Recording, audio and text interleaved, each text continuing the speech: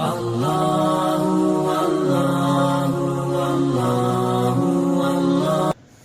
تبارک و تعالیٰ نے کچھ لمحات، کچھ دن یا کچھ راتیں ایسی بنائی ہیں جن میں اللہ یہ چاہتا ہے کہ میرے بندے اس رات میں فارغ ہو کر میری عبادت کریں۔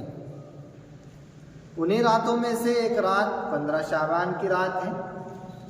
15 شعبان کی رات کو اللہ تبارک و تعالیٰ چاہتے ہیں کہ میرے بندے میری عبادت کریں، مجھ سے مغفرت طلب کریں، اپنی حاجات کو میرے سامنے رکھیں، مجھ سے اپنی ضرورتوں کا پورا کرنے کا جو ہے مطالبہ کریں تو میں ان کی ضرورتوں کو پورا کر دوں۔ بنو کلبی ایک قبیلہ تھا عرب میں، اور اس کے پاس اتنی زیادہ بکریاں تھیں کہ کسی بھی قبیلے کے پاس اتنی بکریاں نہیں تھیں۔ یعنی پورے عرب میں سب سے زیادہ بکریاں اسی قبیلے کے پاس تھیں۔ تو حضور صلی اللہ علیہ وسلم نے فرمایا کہ اللہ تبارک و تعالی اس رات میں یعنی نصف شعبان کی رات میں اتنے لوگوں کی مغفرت کرتے ہیں جتنے ان بکریوں کے بال ہیں، بلکہ اس سے بھی زیادہ۔ تو معلوم ہوا کہ اللہ تبارک و تعالی ہر اس شخص کی مغفرت کر دیتے ہیں جو اللہ سے مغفرت طلب کرتا ہے اور کہتا ہے کہ اللہ مجھے معاف کر دے۔ ہر اس شخص کو اللہ معاف کر دیتا ہے۔ تو اللہ تبارک و تعالی سے تو کوئی مانگنے والا ہو، طلب کرنے والا ہو، اپنی مغفرت چاہنے والا ہو، تو اللہ تبارک و تعالی تو ہر انسان کو معاف فرما دیتے ہیں۔ اور یہ رات ان 5 راتوں میں سے ہیں جن کے بارے میں حضرت عبداللہ ابن عمر رضی اللہ تعالیٰ فرماتے ہیں کہ 5 راتیں ایسی ہیں، ان میں سے ایک شعبان کی رات بھی ہے، 15ویں شعبان کی رات، کہ جس میں اللہ تبارک و تعالیٰ دعاؤں کو رد نہیں کرتے ہیں بلکہ قبول کرتے ہیں۔ یعنی اللہ سے جو بھی انسان جو دعا کرتا ہے تو اللہ تبارک و تعالیٰ ضرور قبول فرماتے ہیں۔ حضرت علی رضی اللہ تعالیٰ سے روایتیں فرماتے ہیں کہ حضور اقدس صلی اللہ علیہ وسلم نے فرمایا جب 15 شعبان کی رات آئے تو قوموا لیلہا وصوموا نہارہا، تو رات میں عبادت کرو اور دن میں روزہ رکھو۔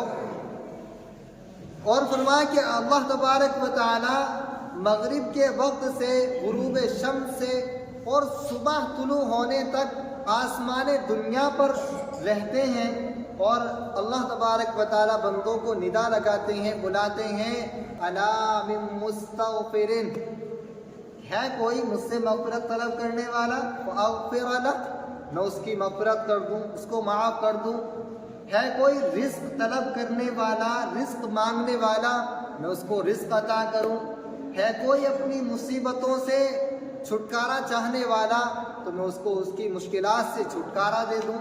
تو اللہ تبارک و تعالیٰ خود بلاتے ہیں، خود ندا لگاتے ہیں۔ جب اللہ خود بلا رہے ہیں تو یہ کیسے ممکن ہے کہ ہاتھ پھیلانے والوں کی ہاتھ اللہ خالی لوٹا دے؟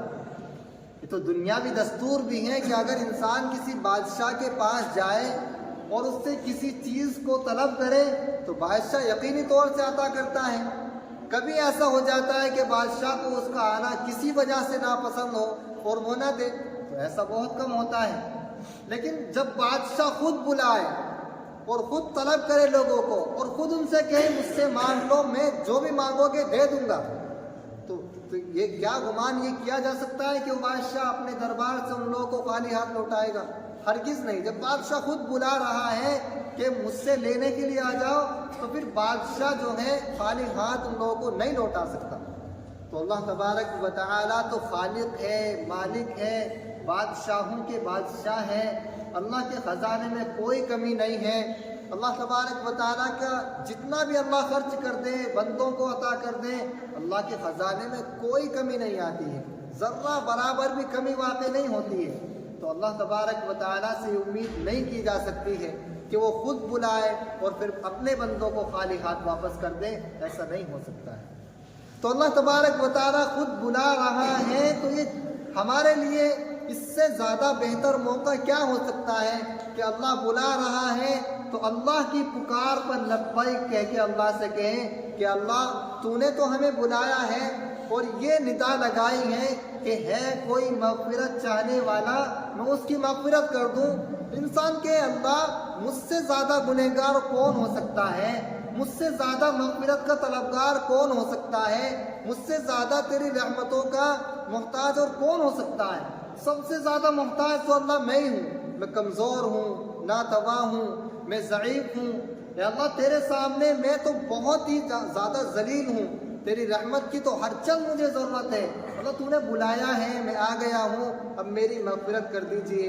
اللہ تو نے بلایا ہے کہ ہے کوئی رزق طلب کرنے والا، تیری پکار کو سن کر میں تیرے دربار میں آیا ہوں، تیرے سامنے ہاتھ پھیلائے ہوئے ہوں۔ اللہ مجھے رزق کی ضرورت ہے، میں بے نیاز نہیں ہوں۔ بے نیاز تو صرف ذات تیری ہے کہ تجھے کسی کی ضرورت نہیں ہے، تجھے کسی کی حاجت نہیں ہے، تو کسی کا محتاج نہیں ہے۔ میں تو تیرا محتاج ہوں، سراپا محتاج ہوں۔ اللہ تو نے بلایا ہے، رزق طلب کرنے والا کوئی ہے تو میں ہوں، مجھے ضرورت ہے رزق کی، اللہ مجھے عطا کر دیجئے۔ اللہ کہتے ہیں ہے کوئی اپنی مصیبتوں سے چھٹکارا چاہنے والا، میں اس کو اس کی مصیبتوں سے نجات دے دوں۔ بندہ بالکل اللہ سے کہے کہ اللہ تبارک و تعالیٰ میں مصیبت زدہ ہوں، اگرچہ مصیبت ہمارے اوپر ہماری بدعمالیوں کی وجہ سے آئی ہے، لیکن ہم ان سے توبہ کرتے ہیں، اللہ ہماری توبہ قبول کر لیں، ہمیں ان مصیبتوں سے نجات عطا کر دیں۔ تو اللہ تبارک و تعالیٰ کی کریمی کے کیا ٹھکانے ہیں کہ خود اللہ تبارک و تعالیٰ اپنے بندوں کو بلاتے ہیں، لیکن ایک ہماری بدقسمتی ہے کہ ہم اللہ تبارک و تعالیٰ کے بلانے سے بھی اللہ کے دربار میں آنے کے لیے تیار نہیں ہیں۔ تو جو بھی اس رات میں اللہ تبارک و تعالیٰ سے انسان دعا کرتا ہے، جو بھی مغفرت طلب کرتا ہے، جس چیز کا بھی انسان اس رات میں اللہ سے سوال کرتا ہے، اللہ تبارک و تعالیٰ اس کو ضرور عطا کرتے ہیں۔ لا يرد فیہن الدعاء۔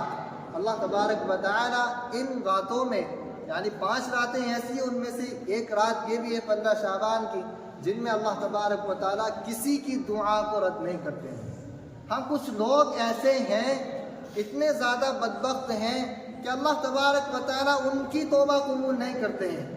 سب سے پہلے مشرک جو اللہ کے ساتھ کسی کو شریک کرتا ہو، اللہ تبارک و تعالیٰ اس کی دعا کو قبول نہیں کرتے ہیں، چاہے وہ حضرت علی کو شریک مانتا ہو یا کسی پیر کو شریک بناتا ہو اللہ تبارک و تعالیٰ کا، تو اللہ تبارک و تعالیٰ اس کی دعاؤں کو ہرگز قبول نہیں کرتے ہیں۔ دوسرے، یہ آدمی والدین کا نافرمان ہو، والدین کو ستاتا ہو، ان کی نافرمانی کرتا ہو، تو ایسا انسان بھی اللہ سے کتنی ہی دعا کرتا رہے، کتنا ہی روتا رہے، گڑ گڑاتا رہے، کتنی ہی نمازیں پڑھتے رہے، اس کی کوئی دعا اللہ تبارک و تعالیٰ قبول نہیں کرتے ہیں جب تک کہ وہ اپنے والدین کو راضی نہ کر لے۔ ایسے ہی شراب پینے والا شرابی، شراب پینے والے کی اللہ تبارک و تعالیٰ توبہ قبول نہیں کرتے ہیں جب تک کہ وہ شراب سے توبہ نہ کر لے کہ اب شراب نہیں پیوں گا، جب تک یہ اللہ سے پکی اور سچی توبہ نے انسان کی ہو، اللہ تبارک و تعالیٰ شرابی کو معاف ہی نہیں کرتے۔ تو کتنا بڑا جرم ہے جو ہمارے معاشرے میں سب سے زیادہ پھیلا ہوا ہے آدمی، اور اس کو اتنا ہلکا انسان لیتا ہے، اس کی اتنی خفت سمجھتا ہے کہ یہ تو معاشرے میں ایک عام سی چیز ہے، اس کو پینے سے کیا ہوتا ہے۔ اتنا سنگین جرم ہے کہ اللہ تبارک و تعالیٰ کبھی اس کی توبہ قبول ہی نہیں کرتے۔ ایسے ہی بدعت کرنے والا، جو بدعتی ہو، دین میں کوئی چیز گھڑنے والا ہو، ایسا کوئی بھی کام کرے آدمی جو دین میں نہیں ہے اور اس کو دین سمجھ کر کرے، تو اللہ تبارک و تعالیٰ ایسے انسان کی توبہ بھی قبول نہیں کرتے ہیں۔ ایسا ہی ٹخنوں سے نیچے پاجامہ، شلوار یا پینٹ رکھنے والے کی توبہ بھی اللہ قبول نہیں کرتے ہیں۔ معاشرے میں عام ہے یہ چیز، ہر انسان کی پینٹ، شلوار، لنگی، پاجامہ جو بھی وہ پہنتا ہے وہ ٹخنوں سے نیچے رکھتا ہے، تو ایسے انسان کی اللہ تبارک و تعالیٰ ہرگز توبہ قبول نہیں کرتے ہیں، چاہے وہ کتنی ہی توبہ کرتے رہیں۔ تقریباً 14 آدمی ایسے ہیں جن کی اللہ تبارک و تعالیٰ اس رات میں بھی توبہ قبول نہیں کرتے ہیں۔ تو اللہ تبارک و تعالیٰ سے سب سے پہلے انہی جرم سے توبہ کرے جن کا انسان عادی بن گیا ہے۔ کوئی شراب کا عادی ہے تو شراب سے توبہ کرے، جب تک شراب سے سچی توبہ نہ ہو جائے کوئی گناہ معاف نہیں ہوگا۔ جو زانی ہے وہ زنا سے توبہ کرے، جب تک زنا سے توبہ نہ کر لے اس وقت تک کوئی توبہ اور کوئی گناہ اس کا معاف نہیں ہوگا۔ جو شخص شرک کرتا ہے شرک سے باز نہ آ جائے، جو ٹخنوں سے نیچے پاجامہ رکھتا ہے اپنا پاجامہ ٹخنوں سے نیچے رکھنے سے باز نہ جائے اور اللہ سے سچی اور پکی توبہ نہ کر لے، اس وقت تک انسان کی کوئی توبہ قبول نہیں ہوتی۔ تو ایک گناہ ایسا ہے جو سبب بن جاتا ہے تمام گناہوں کی توبہ کی رکاوٹ کا، تو کیوں نہ ہم انہی جرم سے توبہ کر لیں جو گناہ ہماری توبہ کی قبولیت میں رکاوٹ بن رہے ہیں، تو انہی سے توبہ کر لیں۔ اللہ تبارک و تعالیٰ تو معاف کرنے کے لیے خود بلا رہے ہیں کہ آ جاؤ میں معاف کر دوں گا۔ پھر ہماری کم بختی ہے اور ہماری بدبختی ہے کہ ہم ان گناہ سے توبہ نہ کریں اور ان گناہ سے توبہ کر کے اللہ تبارک و تعالیٰ کو راضی نہ کر لیں، تو ہم سے بڑا پھر بدبخت کون ہو سکتا ہے؟ اگر اللہ کے بلانے سے بھی، اللہ کے یہ کہنے سے بھی کہ آ جاؤ میں معاف کر دوں گا، پھر بھی آدمی اپنے گناہ کا اعتراف نہ کرے، اپنے جرم کا اعتراف نہ کرے، اپنے گناہ پر شرمندہ نہ ہو، اپنے کیے پر پچھتاوا انسان کو نہ ہو، تو پھر اس سے بڑا بدبخت وہ کون ہو سکتا ہے؟ ظاہر ہے اللہ تبارک و تعالی ہم سب کو توفیق عطا فرمائے اپنے گناہ سے توبہ کرنے کی۔